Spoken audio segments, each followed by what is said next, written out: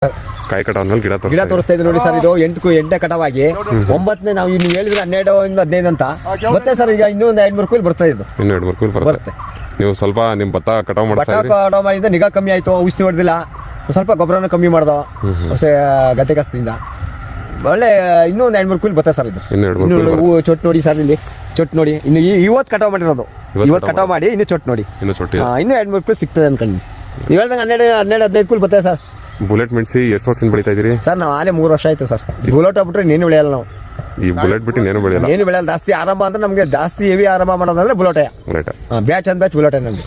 ಆದರೆ ಈ ಥರ ನಾನು ನೋಡಿತ್ತಲ್ಲ ಸರ್. ಇದು ಹೊಸ ಕಂಪ್ನಿ, ಇದ್ರದ್ದು ಸೋಗನ್ ಕಂಪ್ನಿದು ಯಾರೋ ಜಲೇಂದ್ರ ಪೈರ್ ಕೊಟ್ಟಿದ್ರು. ಚೆನ್ನಾಗಿ ಬರ್ತದೆ ಸರ್, ಇಳುವರಿನೂ ಚೆನ್ನಾಗಿ ಬರ್ತದೆ. ಮತ್ತೆ 8ನೇ ಕಟಾವು ನಾನು ಯಾವುದು ಬುಲೆಟೋದಲ್ಲಿ ಈ ಥರ ಕಟಾವು ನೋಡಿಲ್ಲ. ನಮ್ಗೆ ಏನಿಲ್ಲ 5 ಕುಯ್ಲು 5 ಕಟಾವು 6 ಕಟಾವು ಕ್ಲೋಸ್.